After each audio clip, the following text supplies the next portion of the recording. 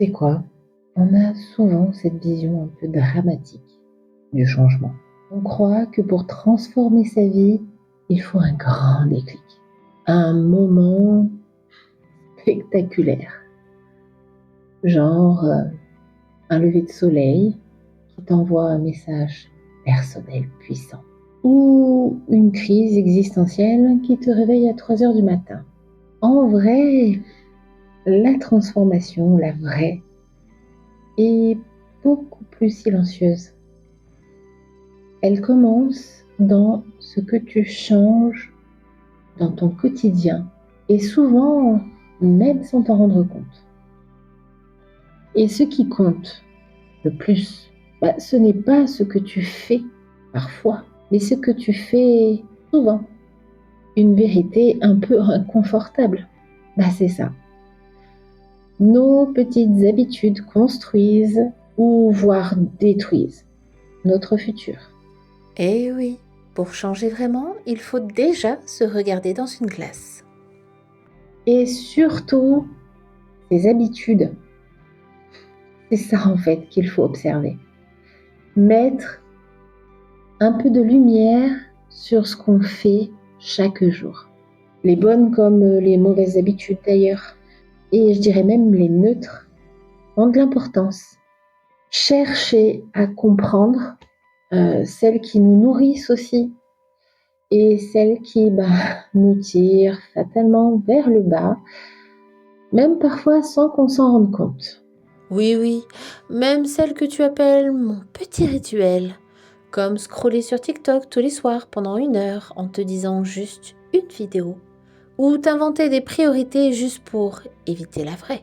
J'avoue, ça demande du courage d'ailleurs, hein, parce que regarder ses habitudes, c'est se regarder soi, c'est regarder ses automatismes, ses excuses, ses répétitions, mais aussi ses forces.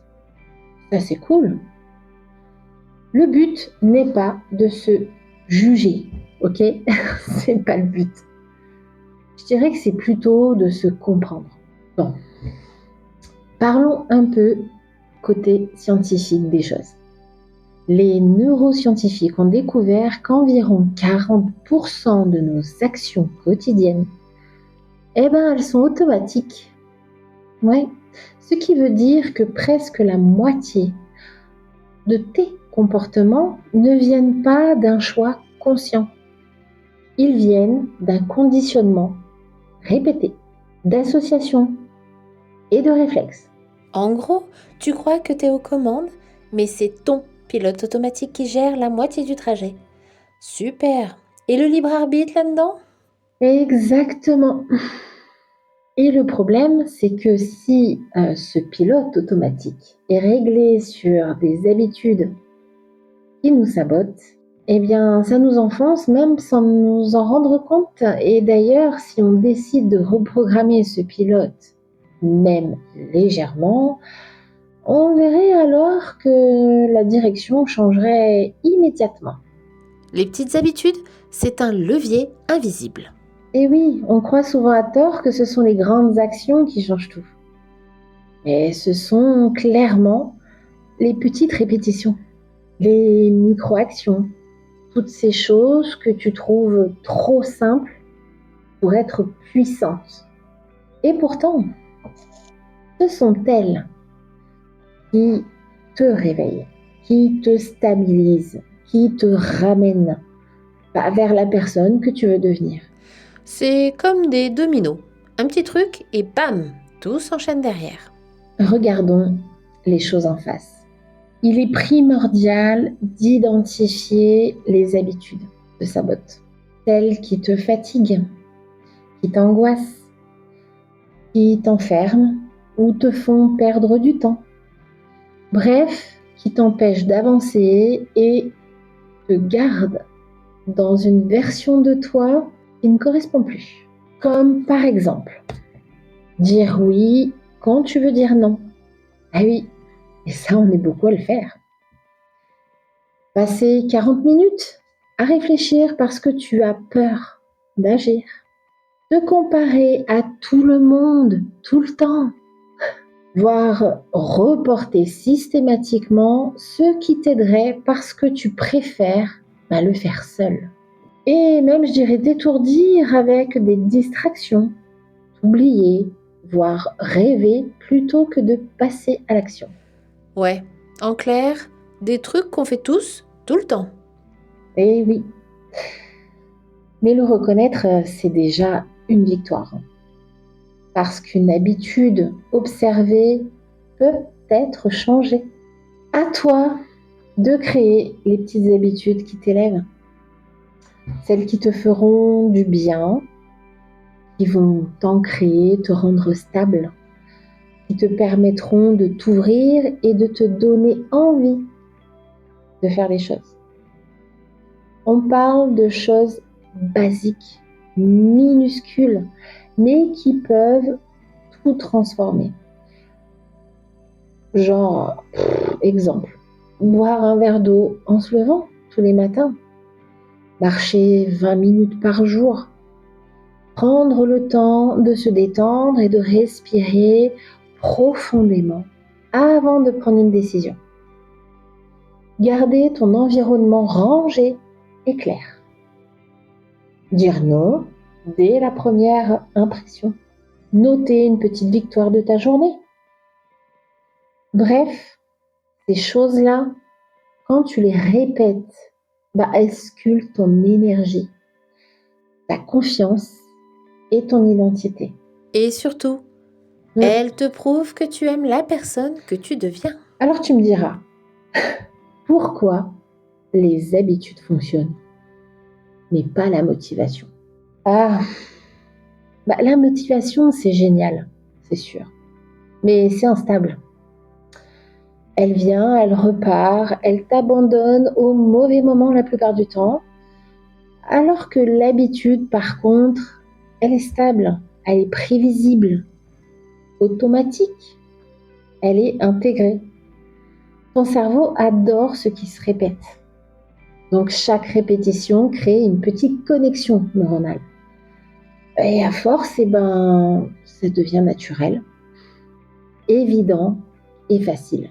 Le but n'est pas de souffrir pour grandir, ce n'est pas nécessaire, crois-moi, mais plutôt de rendre tes actions positives et plus simples pour que tout cela te demande moins d'efforts constants.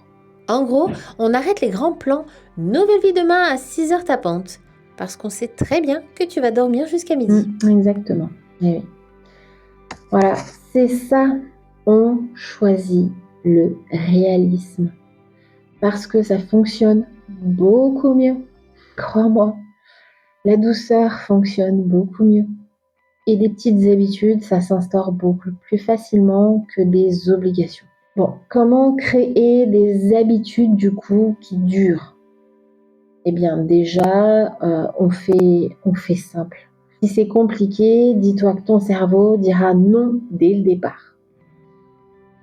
À savoir, si tu associes une nouvelle habitude à une ancienne, ton cerveau fera plus facilement la transition.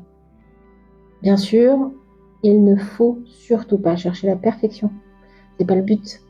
Parce que déjà, ça n'existe pas. Déjà.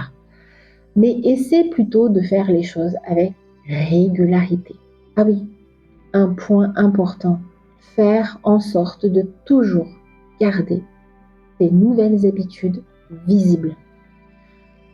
Ça sera pour toi le meilleur moyen d'intégrer celles-ci dans ton cerveau. Il faut que tu les conscientises pendant un long temps pour que ça rentre. Et pour finir, n'hésite pas à célébrer chaque répétition. Oui, même les minuscules.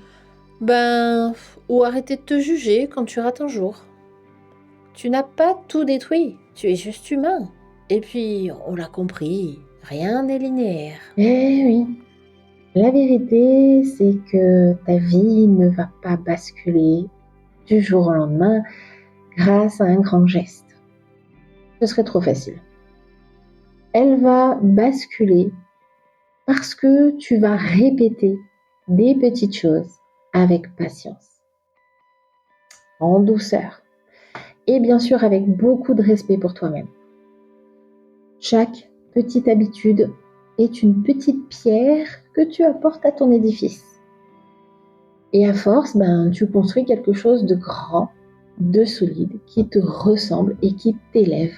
Pour ça, on n'a pas forcément besoin de tout changer là tout de suite. Il faut juste commencer par un petit pas, même tout petit. Et si tu es capable d'un petit pas, tu seras capable des milliers qui suivront. Promis. Et oui, les petites habitudes sont comme des graines. Voilà. Tu ne vois rien au début. Et puis un jour, tout change. Tu vois enfin le résultat de ton travail. Alors t'attends quoi? Allez, c'est le bon moment pour poser tes premiers changements. Mais en douceur, bien sûr.